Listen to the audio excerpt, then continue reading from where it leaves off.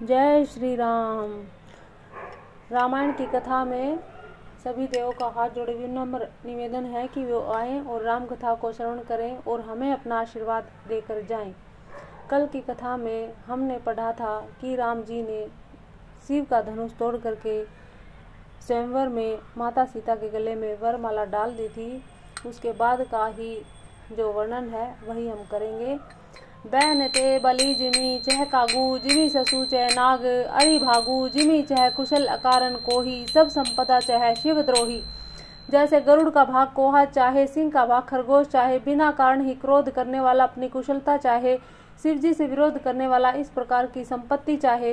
तो ये सब इसलिए कहा गया है कि जैसे ही रामचंद्र जी ने माता सीता के गले में वरमाला डाली तो बाकी जो राजाएं थे वो क्रोध करने लगे कि ऐसे ही हम सीता माता को किसी और के गले में वरमाला डालते हुए नहीं देख सकते। लोभी लोल कल कीर्ति चही अकलंकता की कामी लही, हरि पद विमुख परम गति चाहा तस तुम्हार लालचू नर नाहा। लोभी लालची सुंदर कीर्ति चाहे, कामी मनुष्य निष्कलंकता चाहे तो क्या पा सकता है। और जैसे श्री हरि के चरणों से विमुख मनुष्य परम गति मोक्ष चाहे, हे राजाओं सीता के लिए तुम्हारा लालच भी वैसा ही व्यर्थ है। कोला हलु सुनी सिय सकानी सखी लवाई गई, जह रानी राम सुभाई चले गुरु पाही, सिय सनेहू बरनद मन माही। कोलाहल सुनकर सीता जी शंकित हो गई। तब सखियां उन्हें वहां से ले गई जहां रानी सीता जी की माता थी। श्री रामचंद्र जी मन में सीता जी के प्रेम का बखान करते हुए स्वाभाविक चाल से गुरु जी के पास चले गए। रानी सहित सोच बस सिय अब धो विरही कहाँ करनी है, भूप वचन सुनी इतुत कहीं, लखनऊ राम उर्ड बोल न सकही। रानियों सही सीता जी दुष्ट राजाओं के वचन सुनकर सोच के वश है कि न जाने विधाता अब क्या करने वाला है। राजाओं के वचन सुनकर लक्ष्मण जी इधर उधर ताकते हैं किंतु श्री रामचंद्र जी के डर से कुछ बोल ना सकते। अरुण नयन भ्रकटी कुटिल चितवत नृपन सकोप, मनहु मत गज गन निरखी सिंह किरो रही चोप। उनके लाल नेत्र भौएं टेढ़ी हो गई। वे क्रोध से राजाओं की ओर देखने लगे मानो मत वाले हाथियों का झुंड देखकर सिंह के बच्चे को जोश आ गया हो। थर भरु देखी विकलपुर नारी, सब मिली देहि मही पनगारी, तेहि अवसर सुनि शिव धनुंगा, आयु भृगुकुल कमल पतंगा। खलबली देखकर जनकपुरी की स्त्रियां व्याकुल हो गई। सब मिलकर राजाओं को गालियां देने लगी। उसी मौके पर शिव जी के धनुष का टूटना सुनकर भृगुकुल रूपी कमल के सूर्य परशुराम जी आए। गोरी महिप देखी महिप सकल सकुचाने, बाज झपट जनु लवा लुकाने, गोरी शरीर भूति भल भ्राजा, भाल विशाल त्रिपुंड विराजा। इन्हें देखकर सब राजा सकुचा गए मानो बाज के झपटने पर बटेर लुक छिप गए हों। गोरे शरीर पर विभूति भस्म बड़ी फब रही है और विशाल ललाट पर त्रिपुंड विशेष शोभा दे रहा है। शीश जटा शशि बदनु सुहावा, रिस बसक कछुन हो अरुण होई आवा, भ्रकटि कुटिल नैन रिस राते, सहजऊ चितवन मनहु रिसाते। सिर पर जटा है, सुंदर मुखचंद्र क्रोध के कारण कुछ लाल हो आया, भौहें टेढ़ी, आंखें क्रोध से लाल हैं। सहज ही देखते हैं तो ऐसे ही जान पड़ता है मानो क्रोध से कर रहे हों। वर्षभ कंद उर बाहु विशाला, चारु जनेऊ माल मृग छाला, कटि मुनि बसन तुरन दुई बांधे, धनुसर करे कुठारू कल कांधे। बैल के समान ऊंचे और पुष्ट कंधे हैं, छाती और भुजाएं विशाल हैं, सुंदर यज्ञोपवीत धारण किए हैं, माला पहने मृग चर्म लिए हैं, कमर में मुनियों का वस्त्र वलकल और 2 तरकस बांधे हैं, हाथ में धनुष बाण और सुंदर कंधे पर फरसा धारण किए हैं। सात वेश करनी कठिन बरनि न जाई स्वरूप, धरि मुनि तनु जनु वीर रसू, आयऊ जह सब भूप। शांत वेश है परंतु करनी बहुत कठोर है, स्वभाव का वर्णन नहीं किया जा सकता, मानो वीर रस ही मुनि का शरीर धारण करके आया हो, जहाँ सब राजा लोग है वहाँ आ गया हो। देखत भृगपति वेश कराला, उठे सकल भय विकल भुआला, पीतु समेत कहीं कहीं निज नामा, लगे करन सब दंड प्रणामा। परशुराम जी का भयानक वेश देखकर सब राजा भय से व्याकुल हो उठ खड़े हुए और पिता सहित अपना नाम कह कहकर सब दंडवत प्रणाम करने लगे। जे ही सुभाए चित वही हितु जानी, सो जानऊ जनु आई खुटानी। जनक बहोरी आई सिरुनावा, सिय बोलाई प्रणाम करावा। परशुराम जी हित समझ कर भी सहज जिसकी ओर देख लेते हैं, वह समझता है मानो मेरी आयु पूरी हो गई। फिर जनक जी ने आकर सिर नवाया और सीता जी को बुलाकर प्रणाम कराया। आशीष दी की सखी हर सानी, निज समाज ले गई सयानी। विश्वामित्र मिले पुनि आए, पद सरोज में ले दो भाई। परशुराम जी ने सीता जी को आशीर्वाद दिया। सखियां हर्षित हुई और वहां अब अधिक देर ठहरना ठीक न समझकर वे सयानी सखियां उनको अपनी मंडली में ले आई। फिर विश्वामित्र जी आकर मिले और उन्होंने दोनों भाइयों का उनके चरण कमलों पर गिराया। रामू लखनू दशरथ के ढोठा, दीने आशीष देखी भल जोटा। राम ही चित ही रहे थकी लोचन, रूप अपार मार मद मोचन। विश्वामित्र जी ने कहा, ये राम और लक्ष्मण जी राजा दशरथ के पुत्र हैं। इनकी सुंदर जोड़ी देखकर परशुराम जी ने आशीर्वाद दिया। कामदेव के भी मद को छुड़ाने वाले श्री रामचंद्र जी के अपार रूप को देखकर उनके नेत्र थकित स्तंभित हो रहे हैं। बहुरी बिलो की विदेह सन, कहूँ कहाँ अति भीर। पूछत जान अजान जिनी, व्यापहु को पुशरीर। फिर सब देख कर जानते हुए भी अनजान की तरह जनक जी पूछते हैं कि कहो यह बड़ी भारी भीड़ कैसी है। उनके शरीर में क्रोध छा गया। बोल श्यावर रामचंद्र भगवान की जय।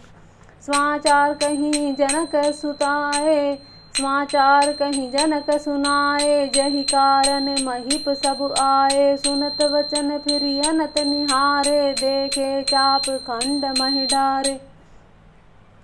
जिस कारण सब राजा आए थे, राजा जनक ने वे सब समाचार कह सुनाए। जनक के वचन सुनकर परशुराम जी ने फिर दूसरी ओर देखा तो धनुष के टुकड़े पृथ्वी पर पड़े हुए दिखाई दिए। अति ऋषि बोले वचन कठोरा, कहूँ जड़ जनक धनुष कै तोरा। बेगी दिखाऊं मूड न तय आजू, उल्टाऊं मही जय लही तब राजू। अत्यंत क्रोध से भरकर वे कठोर वचन बोले, रे मूर्ख जनक, बता धनुष किसने तोड़ा, उसे शीघ्र दिखा, नहीं तो अरे मूढ़, आज मैं जहां तक तेरा राज्य है वहां तक की पृथ्वी उलट दूंगा। अति डरु उतरु देत नप नाही, कुटिल भूप हर से मन माही। सुर मुनि नाग नगर नर नारी, सोचहि सकल त्रासुर भारी। राजा को अत्यंत डर लगा, जिसके कारण वे उत्तर नहीं देते। यह देखकर कुटिल राजा मन में बड़े प्रसन्न हुए। देवता मुनि नाग और नगर के स्त्री पुरुष सभी सोच करने लगे कि सबके हृदय में बड़ा भय है। मन पछताति सिय महतारी, विधि अब संवरी बात बिगारी। भृगपति करे सुभाव सुनी सीता, अरधनी में से कलप समबीता। सीता जी की माता मन में पछता रही हैं कि हाय विधाता ने अब बनी बनाई बात बिगाड़ दी। परशुराम जी का स्वभाव सुनकर सीता जी को आधा क्षण भी कल्प के समान बीतने लगा। सब है बिलो के लोग सब जानी जान की भीरू, हर दिन हर सुविषाद कछु बोले श्री रघुबीरू।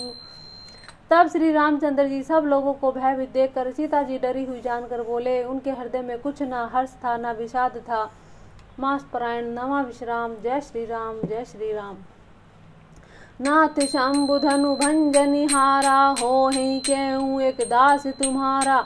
आए सुकाहा कहिए किन मोही, सुनी रिसाई बोले मुनि को ही। हे नाथ, शिव जी के धनुष को तोड़ने वाला आपका कोई एक दास ही होगा, क्या आज्ञा है, मुझसे क्यों नहीं कहते। यह सुनकर क्रोधी मुनि रिसा कर बोले, सेवक सो जो कर सेवकाई, अरि करनी करी करी लड़ाई। सुनहु राम जय शिव धनु तोरा, सहस बाहु सम सो रिपु मोरा। सेवक वह है जो सेवा का काम करे, शत्रु का काम करके तो लड़ाई ही करनी चाहिए। हे राम सुनो, जिसने शिव जी के धनुष को तोड़ा है वह सहस्त्र भाव के समान मेरा शत्रु है। सो बिल गाँव बिहाई समाजा, न तय मारे जह सब राजा। सुनि मुनि वचन लखन मुस्काने, बोले परशुधर ही अपमाने। वह इस समाज को छोड़कर अलग हो जाए, नहीं तो सभी राजा मारे जाएंगे। मुनि के वचन सुनकर लक्ष्मण जी मुस्कुराए और परशुराम जी का अपमान करते हुए बोले, भऊ धनु ही तोरी लरकाई, कहू न असिर सिकिन गोसाई। एहि धनु पर ममता के ही हेतु, सुनी रिसाई कै भ्रग कल केतु। हे गोसाई, लड़कपन में हमने बहुत सी दहुनियां तोड़ डाली, किंतु आपने ऐसा क्रोध कभी नहीं किया। इसी धनुष पर इतनी ममता किस कारण से है? यह सुनकर भृगु कुलवंश की ध्वजा स्वरूप परशुराम जी कुपित होकर कहने लगे, रे नृप बालक काल बस, बोलत तो ही न संभार। धनु ही समुद्र परारी धनु, विदित सकल संसार। हे राजपुत्र, काल के वश होने से तुझे बोलने से कुछ भी होश नहीं। सारे संसार में विख्यात है कि शिव जी का यह धनुष क्या और धनु के समान है। लखन कहा हसी अमरे जाना, सुनहु देव सब धनुष समाना। का छति लाभ जून धनु तोरे, देखा राम नयन के भोरे। लक्ष्मण जी ने हंसकर कहा, हे देव सुनिए, हमारे जान में तो सभी धनुष एक से ही हैं। पुराने धनुष के तोड़ने में क्या हानि क्या लाभ। रामचंद्र जी ने तो इसे नवीन के धोखे से देखा था। छुअत टूट रघुपति हऊ न दोषु, मुनि बिनु काज करिए कतरोसु।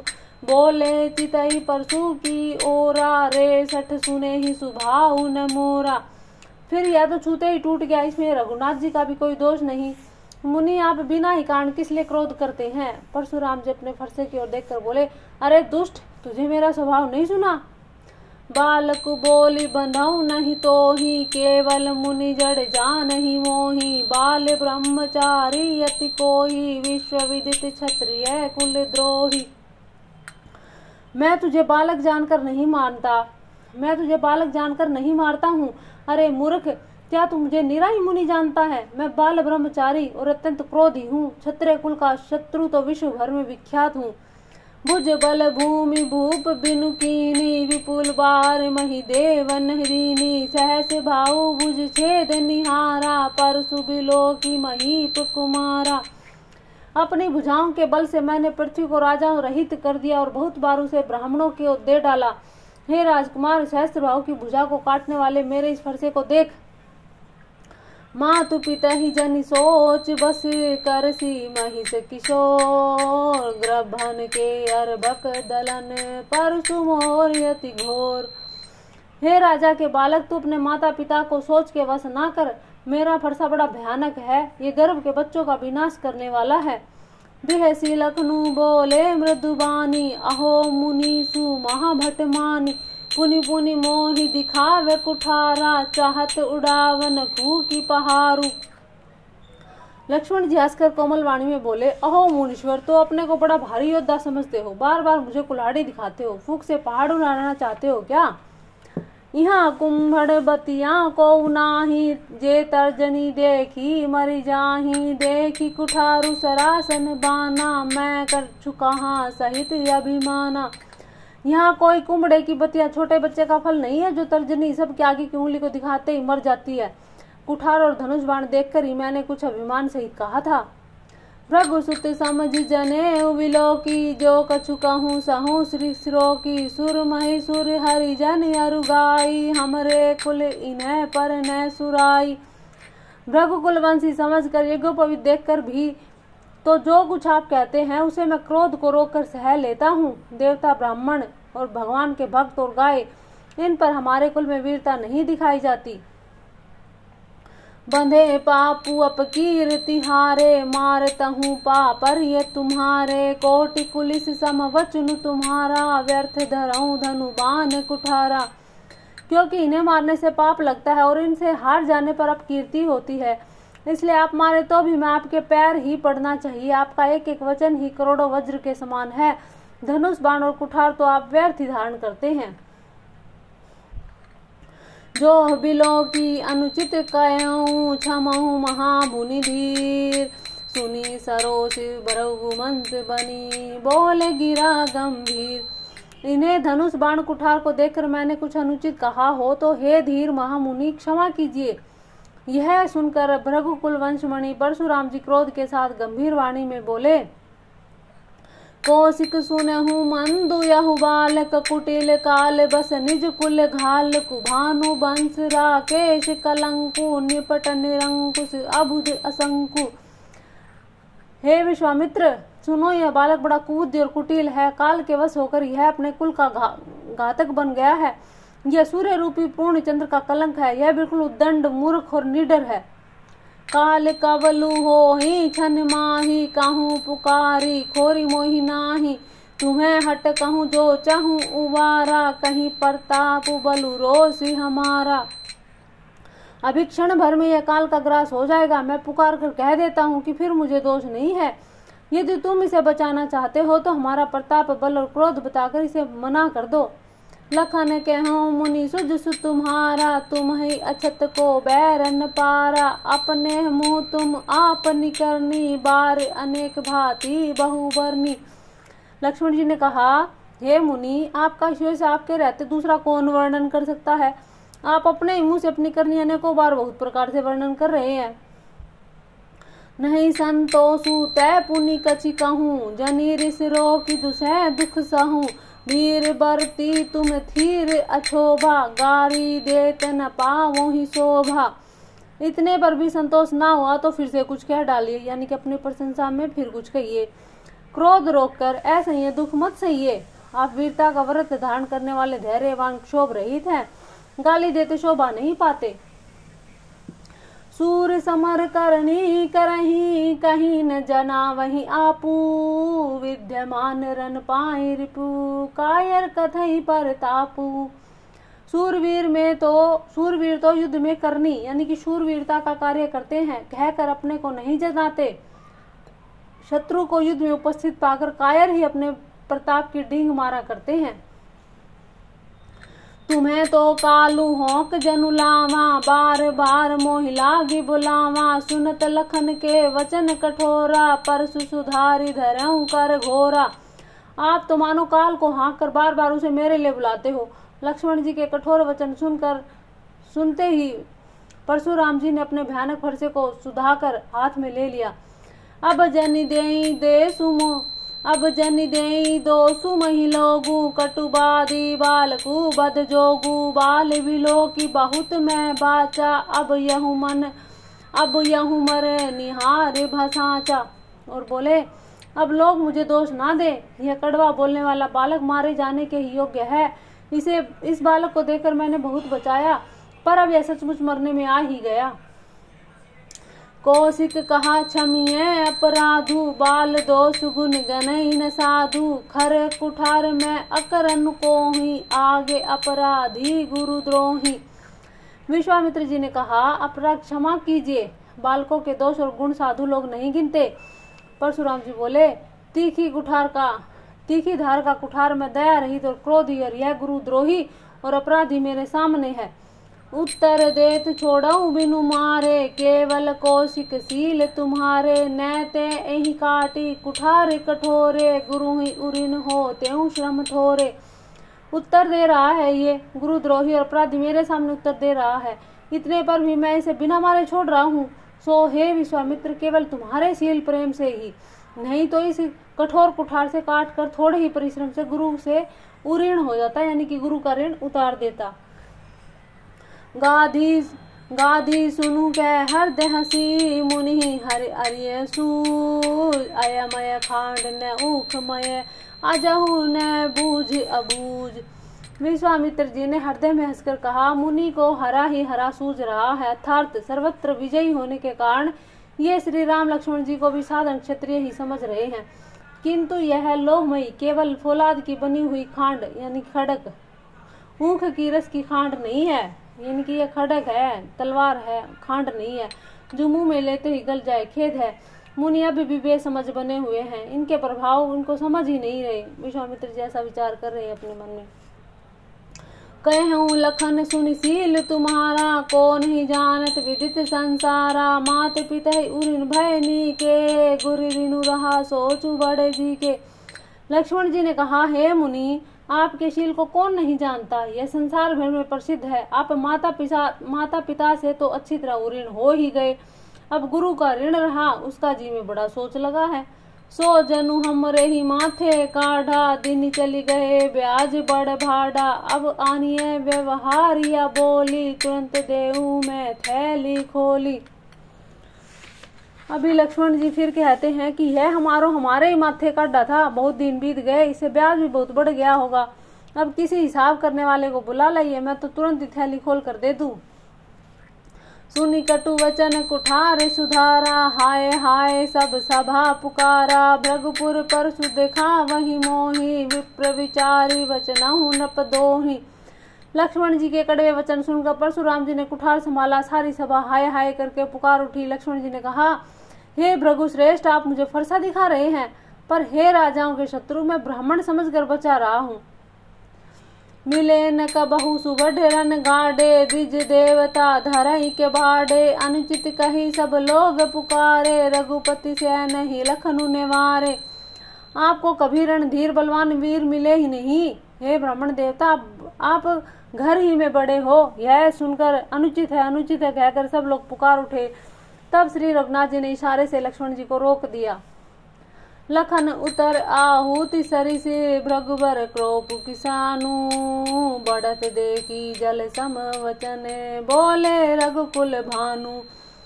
लक्ष्मण जी के उत्तर से जो आहुति के समान थे, परशुराम जी के क्रोध रूपी अग्नि को बढ़ते देखकर रघुकुल के सूर्य श्री रामचंद्र जी जल के समान शांत करने वाले वचन बोले। नाथ करहु बालक पर छोहू, सूद दूध मुख करिए न कहूँ। जो पै प्रभु प्रभाव कछु जाना, तो की बराबरी करत आना। हे नाथ, बालक पर कृपा कीजिए, इस सीधे और दूध मोहे बच्चे पर क्रोध ना कीजिए। यदि यह प्रभु का आपका कुछ भी प्रभाव जानता, तो क्या यह बेसमझ आपकी बराबरी करता। जो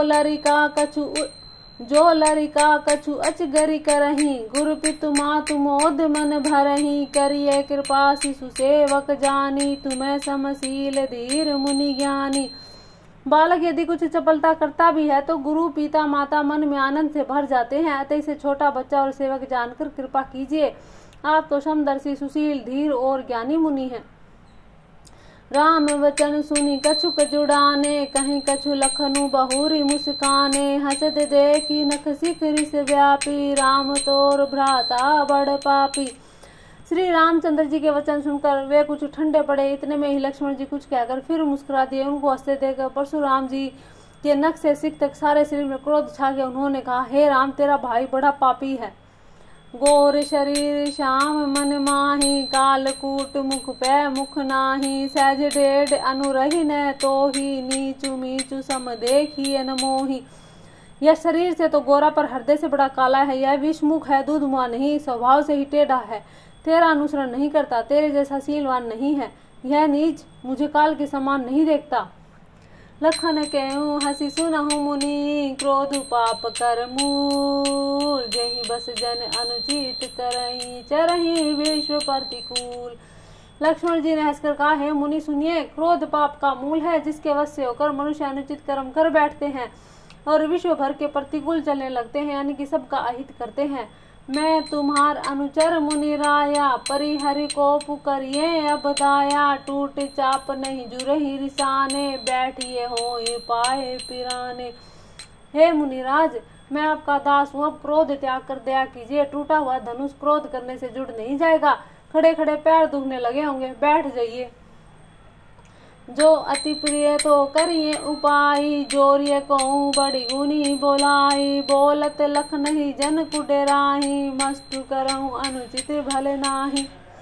यदि धनुष अत्यंत प्रिय हो तो कोई उपाय किया जाए, किसी बड़े गुणवानी कारीगर को बुलवा कर जुड़वा दिया जाए। लक्ष्मण जी के बोलने से जनक जी डर जाते और कहते हैं, बस चुप रहिए, अनुचित बोलना अच्छा नहीं। थर थर कापई पुर नर नारी, छोट कुमार खोट बड़ भारी। भृगुपति सुनी सुनी निर्भय बानी, ऋषि तन जरई होई बलहानी। जनकपुर के स्त्री पुरुष थर थर काप रहे हैं और मन ही मन कह रहे हैं कि छोटा कुमार तो बड़ा ही खोटा है। लक्ष्मण जी की निर्भय वाणी सुनकर परशुराम जी का शरीर क्रोध से जला जा रहा है और उनके बल की हानि हो रही है, उनका बल घट रहा है। बोले राम ही देहिनी होरा, बचऊ बिचारी बंधु लघु तोरा। मनु मलिन तनु सुंदर कैसे, विष रस भरा कनक घट जैसे। तब श्री रामचंद्र जी पर एहसान जनाकर परशुराम जी बोले, तेरा छोटा भाई समझकर मैं इसे बचा रहा हूँ। यह मन का मैला है और शरीर का कैसा सुंदर है, जैसे विष के रस से भरा हुआ सोने का घड़ा। सुनी लक्ष्मण भी है से बहुरी, नैन तरे रे राम, गुरु समीप गवने सकुची, परिहरि बानी बाम। यह सुनकर लक्ष्मण जी फिर हंसे। तब श्री रामचंद्र जी ने तिरछी नजर से उसकी ओर देखा, जिससे लक्ष्मण जी सकुचा कर विपरीत बोलना छोड़कर गुरु जी के पास चले गए। अति विनित मृदु शीतल बाने, बोले राम जोरी जुग पानी, सुनहु नाथ तुम सहज सुजाना, बालक वचनु करिए नहीं काना। श्री रामचंद्र जी दोनों हाथ जोड़कर अत्यंत विनय के साथ कोमल और शीतल वाणी में बोले कि हे नाथ सुनिए, आप तो स्वभाव से ही सुजान हैं, आप बालक के वचन पर कान ना कीजिए, उसे सुना अनसुना कर दीजिए। बैर बालकु एक सुभाऊ, इन्हीं न संत विदुषहि काहू, तेहि नाही कछु काज बिगारा, अपराधी में नाथ तुम्हारा। श्री रामचंद्र जी परशुराम जी से कहते हैं,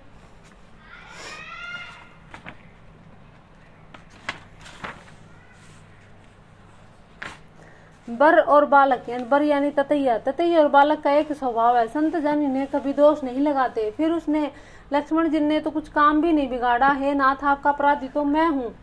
कृपा को पिबधु बधव गोसाही, मोह पर करिए दास की नाही, कहिए बेग जेहि विधि रिस जाई, मनु नायक सोई करो उपाय। हे स्वामी कृपा क्रोध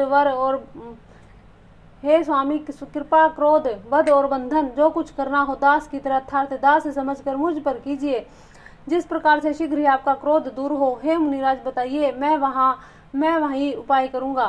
कह मुनि राम जाई ऋषि कैसे, अजहु अनुज तव चितव अनेसे, यहीं के कंठ कुठारुन दीना, तो मैं कहाँ को पू करी कीन्हा। मुनि ने कहा, हे राम क्रोध कैसे जाए, अब भी तेरा छोटा भाई टेढ़ा ही ताक रहा है। इसकी गर्दन पर मैंने कुठार ना चलाया तो क्रोध करके किया ही क्या। गर्भ शरण वही अवनि पर अवनि, सुनी कुठार कति घोर, परसु अछत देखऊं जियत बैरी भूप किशोर। मेरे जिस कुठार की घोर करनी सुनकर राजाओं की स्त्रियों के गर्भ गिर पड़ते हैं, उसी फरसे के रहते मैं इस शत्रु राजपुत्र को जीवित देख रहा हूँ। बहई न हाथू दही रिस छाती, भाग कुठार कुंठित नृप घाती, भायऊ बाम विधि फिरे सुभाऊ, मोरे हृदय कृपा कसिकाऊ। हाथ चलता नहीं, क्रोध से छाती जली नहीं, हाय राजाओं का घातक या कुठार भी कुंठित हो गया, विधाता विपरीत हो गया, इससे मेरा स्वभाव बदल गया। नहीं तो भला मेरे हृदय में किसी पर भी किसी भी समय कृपा कैसी।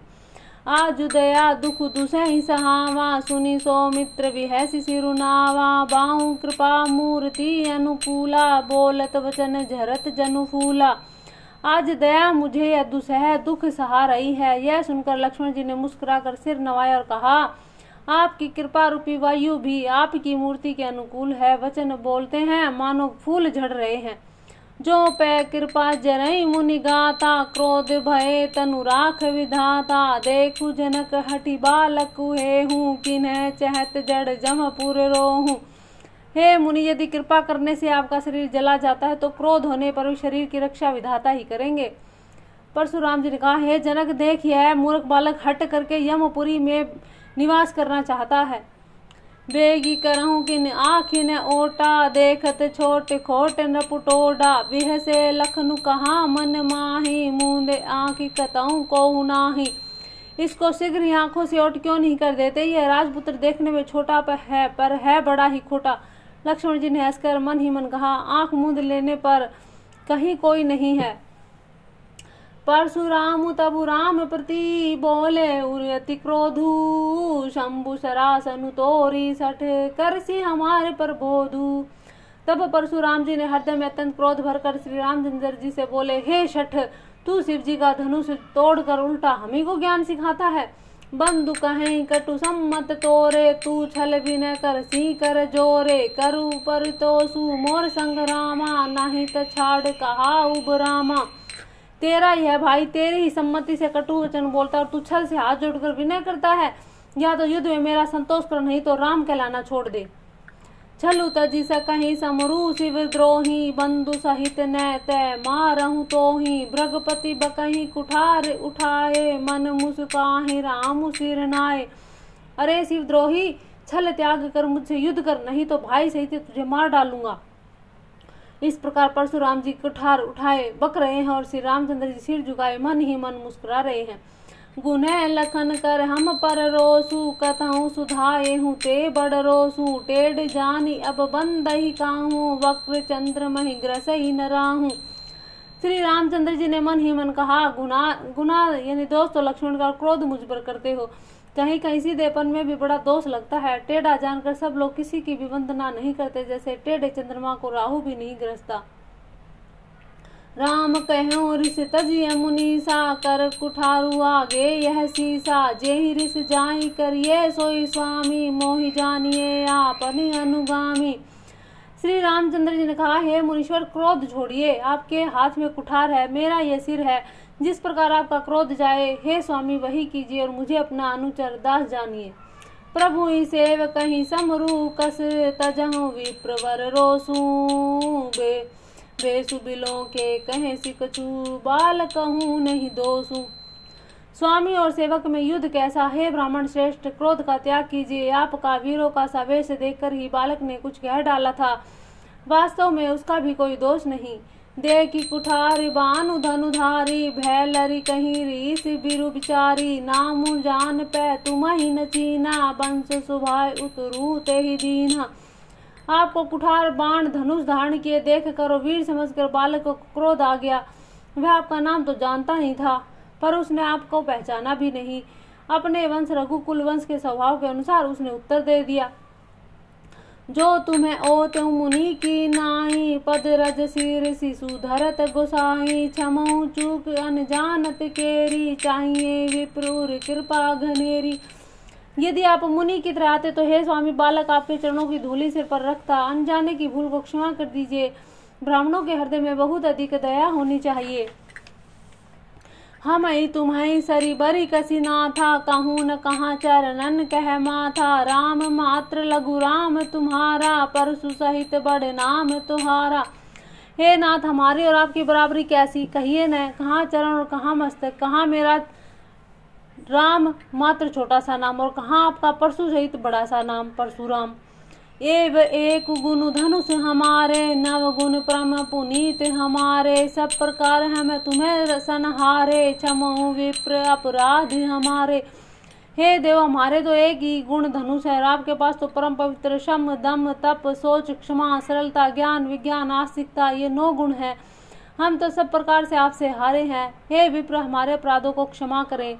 बार बार मुनि विप्र कहा, तब राम सन राम, बोले भृगुपति सरस हसी, तू बंधु समबाम। श्री रामचंद्र जी ने परशुराम जी को बार बार मुनि और विप्रवर कहा। तब भृगुपति श्री परशुराम जी कुपित होकर छोड़ करके अथवा क्रोध की हंसी में हंसकर बोले, तू भी अपने भाई के समान ही टेढ़ा है। निपटही दिज करी जान ही मोही, मैं जस विप्र सुनावहु तो ही, चाप श्रृणवा सर आहुति जानू, कौप मोरति घोर कृशानु। तू मुझे निरा ब्राह्मण ही समझता है, मैं जैसा विप्र हूँ तुझे सुनाता हूँ। धनुष की जो नुकीलापन है और बाण की जो आहुति है, मेरे क्रोध को अत्यंत भयंकर अग्नि जान। समधि सेन चतुरंग सुहाई, महामहिप भय पशु आई, मैं यही परशु काटी बलि दीने, समर यज्ञ जप कोटिन कीने।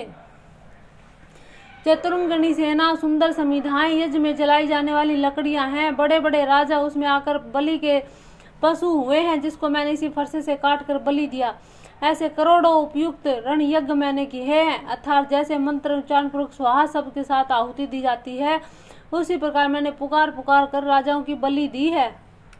मोर प्रभाव विदित नहीं तोरे, बोल सिनिदरी विप्र कै भोरे, भंजऊ चापू दापू बड़े भाटा, अहिमिति मनहु जीती जगु ढाठा। मेरा प्रभाव तुझे मालूम नहीं, इसी से तू ब्राह्मण के धोखे से मेरा निरादर करके बोल रहा है। धनुष तोड़ डाला, इससे तेरा घमंड बढ़ गया है, ऐसा अहंकार है मानो संसार को जीत के खड़ा हो गया। राम कहा मुनि कहूँ विचारी, ऋष अति बड़ी लघु चूक हमारी, छुअत ही टूट पिनाक पुराना, मैं कहीं है तू करो अभिमाना। श्री रामचंद्र जी ने कहा, हे मुनि विचार कर बोलिए, आपका क्रोध बहुत बड़ा है और मेरी भूल तो बहुत छोटी। पुराना धनुष था, छूते ही टूट गया, मैं किस कारण अभिमान करूं। जो हम निद रही विप्रवधि सत्य सुनहु भृगुनाथ, तो अस को जग शुभ तुझेहि भय बस नावहि मात। हे भृगुनाथ, यदि हम सचमुच ब्राह्मण कहकर निरादर करते हैं तो सत्य सुनिए, फिर संसार में ऐसा कौन योद्धा है जिसे हम डर के मारे मस्तक नवाएं। देव तनुज भूपति भट नाना, सम भल अधिक होऊं बलवाना, जोरन हम पचारे कोऊं लरहि सुखेन कालू की न होऊं। दैत्य देवता राजा और बहुत से योद्धा वे चाहे बल में हमारे बराबर हो जाएं, चाहे अधिक बलवान हो, यदि रण में हमें कोई भी ललकारे तो हम उसे सुखपूर्वक लड़ेंगे, चाहे काल ही क्यों ना हो। क्षत्रिय तनु धरि समर सकाना, कुल कलंक ते ही पावर आना, कहूँ सुभाव न कुल ही प्रशंसी, कालहु डरई न रन रघुवंशी। क्षत्रिय का शरीर धरकर जो युद्ध डर गया, उससे नीचने पर अपने कुल पर कलंक लगा दिया। मैं स्वभाव से ही कहता हूँ, कुल की प्रशंसा करके नहीं, कि रघुकुल वंशी रण में काल से भी नहीं डरते। विप्रवंश के असी प्रभुताई अभय होई, जो तुम्हें डेराही, सुनि मृदु बूट वचन रघुपति के, उधरे पटल पर सुधर मति के। ब्राह्मण वंश की ऐसी ही प्रभुता महिमा है, जो आपसे डरता है वह सबसे निर्भय हो जाता है, अथवा जो भय रहित होता है वह भी आपसे डरता है। रघुनाथ जी के कोमल और रहस्यपूर्ण वचन सुनकर परशुराम जी की बुद्धि के पर्दे खुल गए। राम रमापति कर धनु लेहूं, खेचहूं मिटे मोर संदेहूं, देत चापुआ पहु चली गए हूँ, परशुराम मन विषमय भयऊं। परशुराम जी ने कहा कि हे राम, हे लक्ष्मीपति, धनुष के हाथ में अथवा लक्ष्मीपति विष्णु जी का धनुष लीजिए और इसे खींचिए, जिससे मेरा संदेह मिट जाए। परशुराम जी धनुष देने लगे, तब वह आप ही चला गया। तब परशुराम जी के मन में बड़ा आश्चर्य हुआ। जाना राम प्रभाऊ तब पुलक प्रफुल्लित गा, जोरी पाने बोले वचन हरदन प्रेम अमात। तब उन्होंने श्री रामचंद्र जी का प्रभाव जाना, जिसके कारण उनका शरीर पुलकित और प्रफुल्लित हो गया। वे हाथ जोड़कर वचन बोले, प्रेम उनके हृदय में समाता न था। जय रघुवंश बनज बन भानु, गहन तनुज कुल दहन कृसानु, जय सुर विप्र धेनु हितकारी, जय मद मोह को भ्रमहारी। हे रघुकुल रूपी कमल वन के सूर्य, हे राक्षसों के कुल रूपी घने जंगल को जलाने वाली अग्नि, आपकी जय हो। हे देवता ब्राह्मण और गौय का हित करने वाले, आपकी जय हो। हे मद मोह क्रोध और भ्रम को हरने वाले, आपकी जय हो। विनयशील करुणा गुण सागर, जयति वचन रचना अति नागर, सेवक सुखद सुभग सब अंगा, जय शरीर छवि कोटि अनंगा। हे विनयशील कृपादि गुणों के समुद्र, वचनों की रचना में अत्यंत चतुर, आपकी जय हो। हे सेवकों को सुख देने वाले, सब अंगों से सुंदर और शरीर में करोड़ों कामदेव की छवि धारण करने वाले, आपकी जय हो। करो कहाँ मुख एक प्रशंसा, जय महेश मन मानस हंसा, अनुचित बहुत कहूँ अज्ञाता, क्षमौ क्षमा मंदिर दऊं भ्राता। अब परशुराम जी कहते हैं कि एक मुख से आपकी क्या प्रशंसा करूं। हे महादेव जी के मन रूपी मान सरोवर के हंस, आपकी जय हो। मैंने अनजाने में आपको बहुत ही अनुचित वचन कहे। हे क्षमा के मंदिर दोनों भाई, मुझे क्षमा कीजिए। कहीं जय जय जय रघुकुल के तू, भृगुपति गए बिनहि तप हेतु, अपभय कुटिल महिप डेराने, जय तय कायर गवहीं पराने। देवन दीन दुदुम्बि प्रभु पर बरसहि फूल, हर से पुर नर नारी सब मिटी मोह मैसूल। परशुराम जी कहते हैं कि हे रघुकुल के पताका स्वरूप श्री रामचंद्र जी, आपकी जय हो जय हो जय हो। ऐसा कहकर परशुराम जी तप के लिए वन को चले गए। यह देखकर दुष्ट राजा लोग बिना ही कारण के मन कल्पित डर से श्री रामचंद्र जी से तो परशुराम जी भी हार गए। हमने इनका बड़ा अपमान किया था, अब कहीं ये बदला न ले लें, इस व्यर्थ के डर से डर गए और वे कायर चुपके से जहां तहां भाग गए। देवताओं ने नगाड़े बजाए, वे प्रभु के ऊपर फूल बरसाने लगे। जनकपुर के स्त्री पुरुष सब हर्षित हो गए, उनका मोह में अज्ञान से उत्पन्न शूल मिट गया। बोल श्यावरी रामचंद्र भगवान की जय। आज की कथा इतनी ही, आगे करेंगे कल। जय श्री राम जय श्री राम जय श्री राम जय।